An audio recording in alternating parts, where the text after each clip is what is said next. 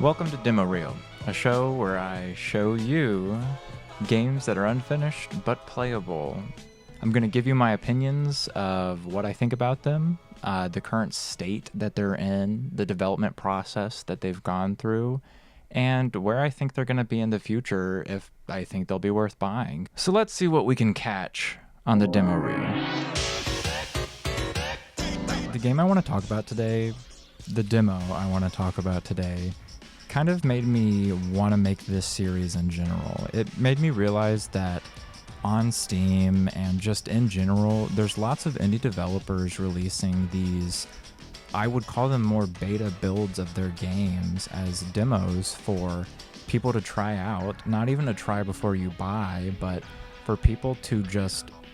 see the game, to experience it just a little so that they can be excited for it. I think these demos do such a good job of building hype for the games,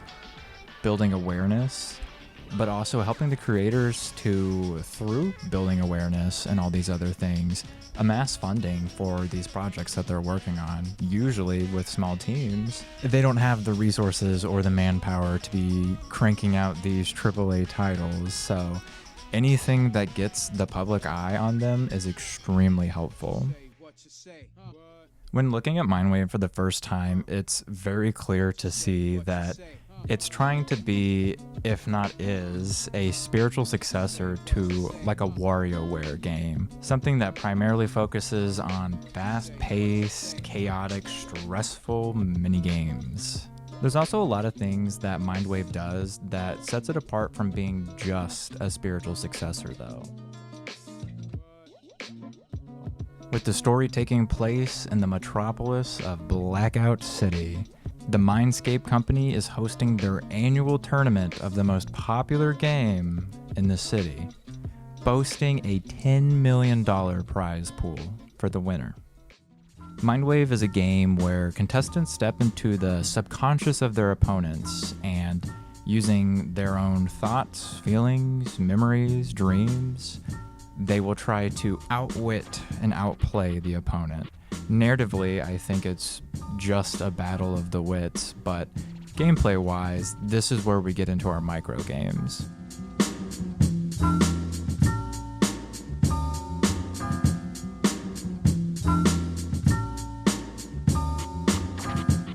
The story, or the nugget that we're given so far, follows a punk teenager named Pandora who isn't exactly a MINDWAVE pro, but after acquiring a platinum ticket, she's now earned herself entry into this $10 million tournament. The story is definitely one of the shining points of MINDWAVE, and definitely something that sets it apart from a game like WarioWare that focuses heavily on IP characters and just flashy, funny dialogue that usually just feels like inconsequential cutscenes that don't really amount to anything. Whereas in MINDWAVE, the dialogue is all very deliberate, slowly giving you clues to the overall story of the city, the company, the MINDWAVE game, and the characters themselves. Playing the demo for the first time, I was immediately reminded of something like Neon White, where the dialogue also feels optional or almost inconsequential, allowing you to kind of skip through most of it. But for the people who care, it adds an extra layer to the story and depth to the characters that allows you to further sink into the world. I think something really important with MINDWAVE is the fact that its microgames feel extremely fun and unique, and especially as a spiritual successor to a game like WarioWare, I think that's something very key. To feel like there is enough personality and uniqueness sprinkled on top of those key gameplay elements, and I think they hit that out of the park. Some of my favorite things are how clearly the rhythmic elements are tied into the gameplay, with the track that we hear in the demo level almost matching to the beat of some of the microgames that you play, and thematically fitting in very well with the character.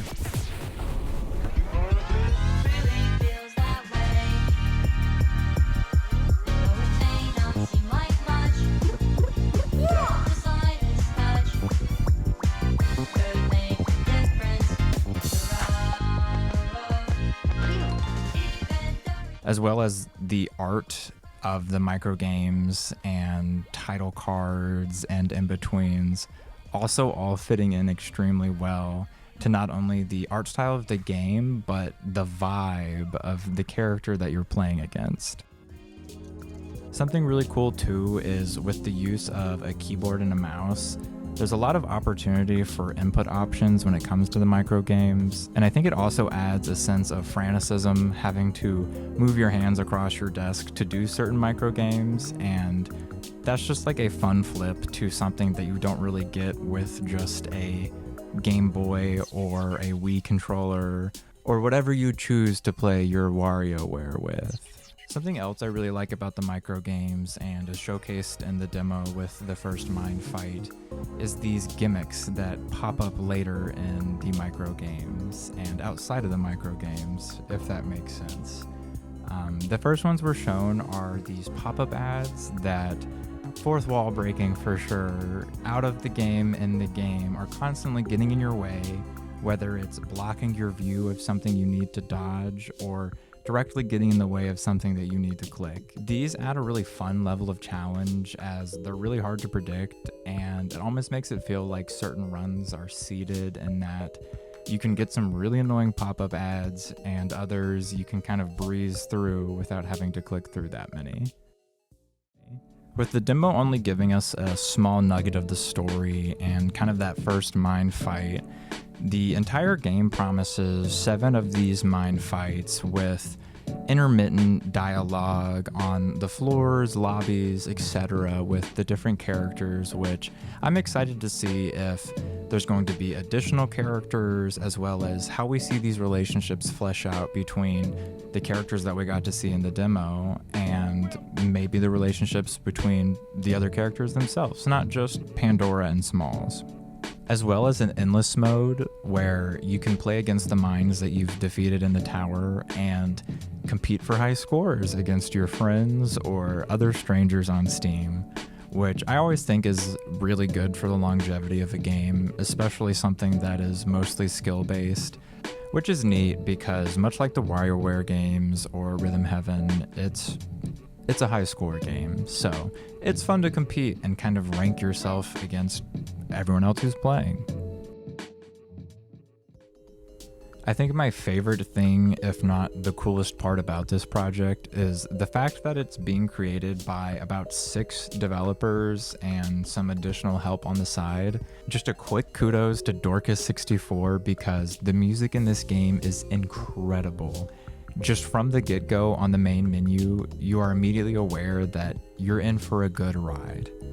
And throughout the demo, what we're shown is some amazing OST pieces, and honestly gets me extremely excited for the full release of this game.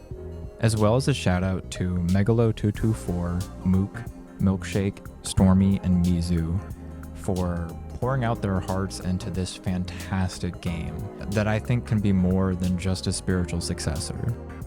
In my opinion, the demo shows very good potential for what the game could end up being in the future, and I don't think I'm the only person that has that opinion either, especially when you check out the Kickstarter page. Being posted to Kickstarter in January 14th, they were able to reach 90% of their $40,000 goal within the first 24 hours of being posted. And 31 days later, on February 14th, the Kickstarter was closed after reaching a total of $443,442 backed. So it's safe to say that plenty of other people were extremely excited by this demo and are extremely excited to see what this dev team can produce, hopefully, in the next year or so, and what the final finished product of this game will look like. I think if you've never tried the demo, you definitely should check it out on Steam, and while you're there, wishlist their page. I'm personally very excited about this game. I think this was a very easy one to start demo reel with, as it's something that I've not only played before, but I am personally excited to see come out, and I'd be interested to see as I try other titles that I'm not as in love with, but this is certainly one that I can very easily recommend that you not only try out for yourself, but also follow as well.